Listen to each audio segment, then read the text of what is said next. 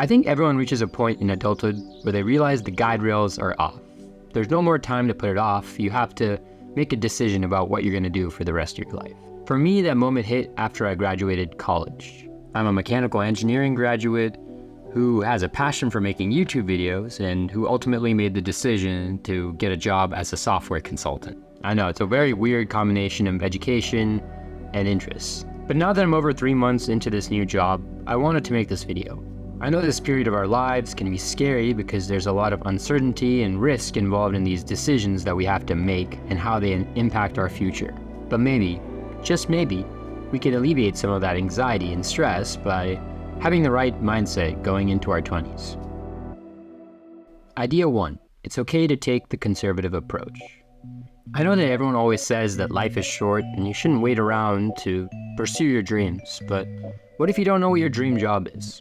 I know this uncertainty can lead to a lot of dissatisfaction in our 20s and beyond, but having spent almost 3 months at this new job, I found that most people around me don't have this figured out either, and maybe we don't have to.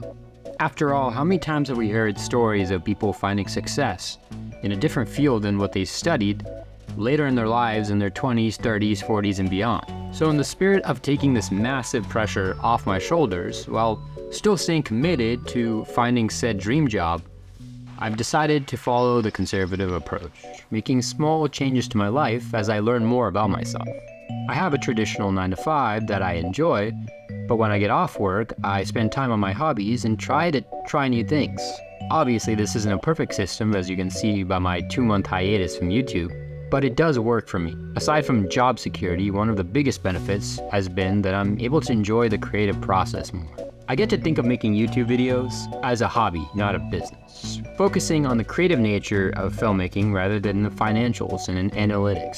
And of course, I can do this because I have a full-time job that provides me a steady income, but also time on the side to work on the things that I care about. And since I'm not 100% certain of what I want my future to look like and what my dream job is, I'd rather work slowly towards my career in different aspects to figure out what I truly want to do. I'm by no means saying that this is the right decision for everyone, but in case you're on a similar boat, know that there's no shame in taking the conservative approach. Idea 2. If you really care about it, you'll make time for it. Another big thing that I worried about was how I would spend time working on my goals and bucket list items as I've gotten older and had to accept more responsibility.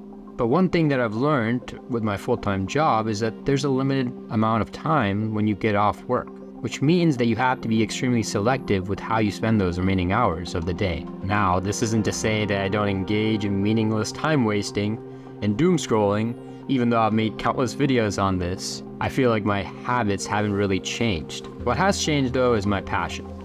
This year I really got into running and it's become one of my most consistent habits. And I don't know if that's because I signed up for a half marathon and I don't want to look stupid in front of my friends running slower than they do, or simply because I just enjoy running. But either way, running has become a big priority in my life. And I've definitely found myself saying no to plans with friends or coworkers because I had a run scheduled that evening. And honestly, I'd probably do it again. And this has really solidified my opinion that we don't have to worry about not having time to work on our hobbies and interests, because ultimately we make time for the things we care about. And this period of our lives is a great filter because we get to sieve out what we actually care about and what are the things we say we do, but turns out aren't that important to us.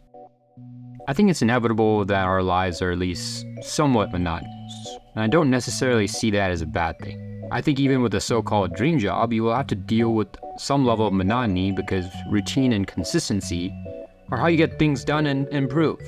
But from time to time, I think our minds require a little something more. We need adventure. Adventure breaks up the monotony, and more importantly, gives us memorable experiences. Now, adventures come in all shapes and sizes and can be subjective. Me personally, I would consider a 10-mile run a scenic trail to be a fun adventure, but that might not be a popular opinion. But less controversially, I was able to travel to Norway and Sweden recently with my brother, and I'd say that was an adventure. I felt the literal change in scenery and culture reminded me that while I've been scrunched up staring at a screen for most of my life, there's a beautiful, vast world out there with so much to offer. And the memories made on that trip are definitely going to stay with me for the rest of my life. But yeah, I'm 23 now with a full-time corporate job, making YouTube videos and running right now. Still at home, living with my parents, but the plan is to move out soon. My point being that this is a time of uncertainty in my life. And while I'm a little bit anxious about what the future holds, I am super excited for this new chapter of my life. Anyway, if you guys are in a similar boat, I'd love to hear your thoughts on this topic. As well, if you're always looking for a little bit of inspiration or curiosity and would love to follow my journey, I'd recommend hitting that subscribe button. Alright, that's all for today guys. I'll see you in the next one. Thanks for watching. Now get off the internet.